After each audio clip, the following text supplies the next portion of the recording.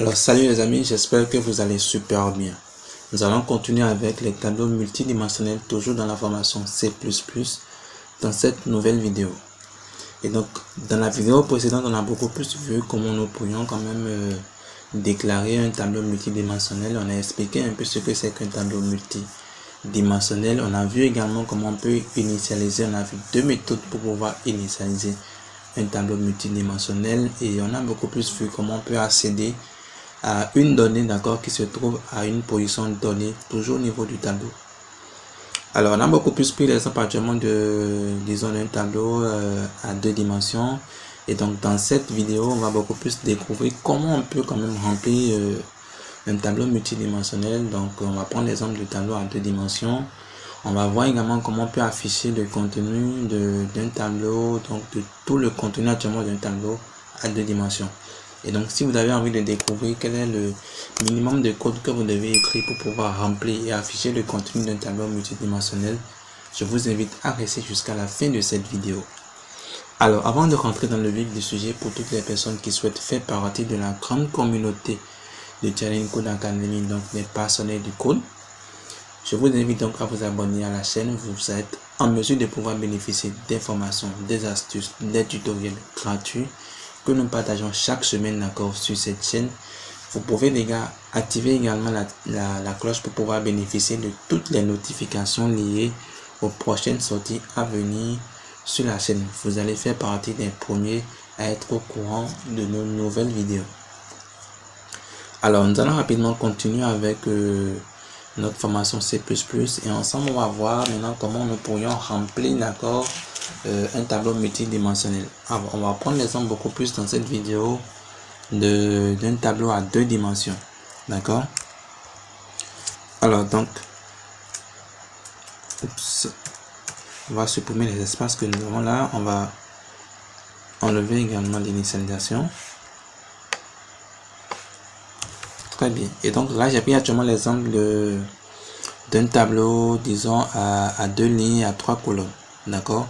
Et donc qu'est-ce qu'on veut faire concrètement? On va maintenant beaucoup plus remplir maintenant le tableau. Donc on va permettre à l'utilisateur de pouvoir remplir le tableau. Et donc on est au niveau d'un tableau à deux dimensions. Et donc au niveau du tableau à deux dimensions, comme on l'a dit, au niveau du premier crochet, on a précisé beaucoup plus le nombre de lignes que doit comporter notre tableau. Et au niveau de notre second crochet, le nombre de colonnes, voilà, que doit comporter notre tableau.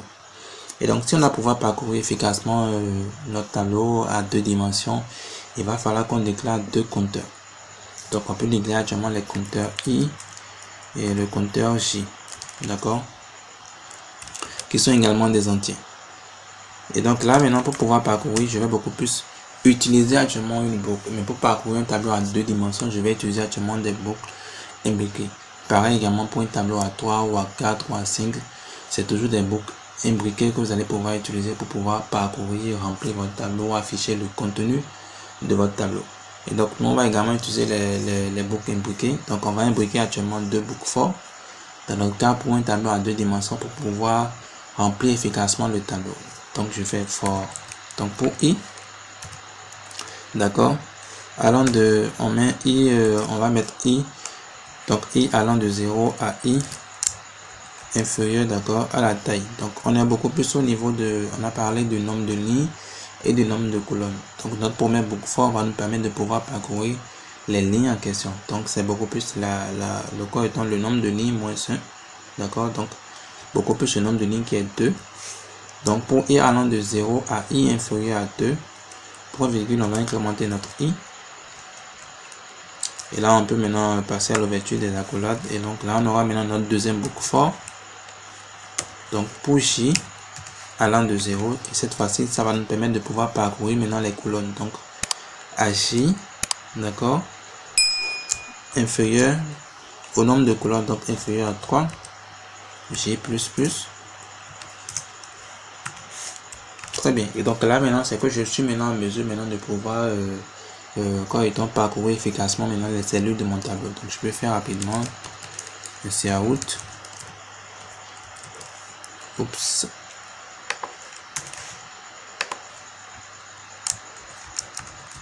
Voilà, donc là je mets, disons, on va mettre par exemple entrée Entrez juste le nombre. On va faire simple. Donc entrez le nombre. D'accord. Et là, on va faire maintenant notre signe.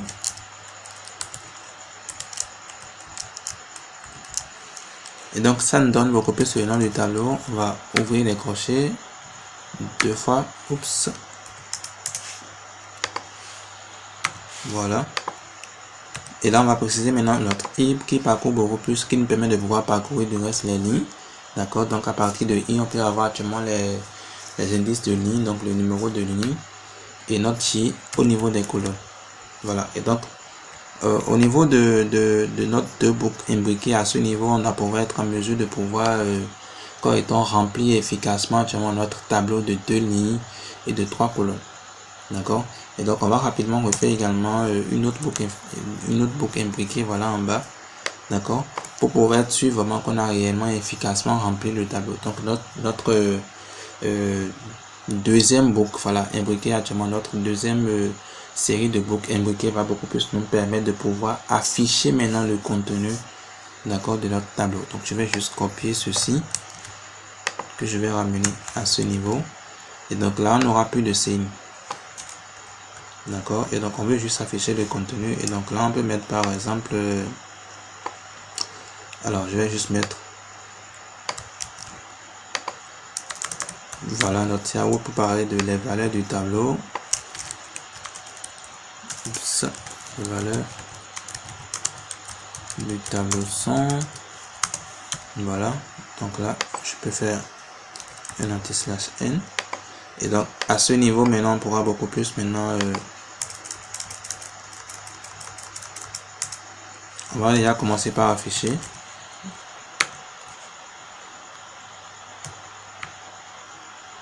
Voilà. Donc, je vais tabuler beaucoup plus de ce côté. Et donc, au niveau de mon table, je passe toujours les compteurs I et J pour pouvoir parcourir efficacement mon tableau. Et donc, qu'est-ce que j'ai fait concrètement là? Dans un premier temps, on a juste imbriqué 2 boucles fortes, d'accord, pour pouvoir nous permettre de pouvoir remplir efficacement notre tableau. Et ensuite, dans un second temps, on a juste affiché le message, les valeurs du tableau sont. Et on a également fait encore 2 boucles forts imbriquées, toujours pour pouvoir afficher maintenant cette fois-ci le contenu actuellement de notre tableau. Alors, on va rapidement tester déjà le bout de code, d'accord. Donc, on teste.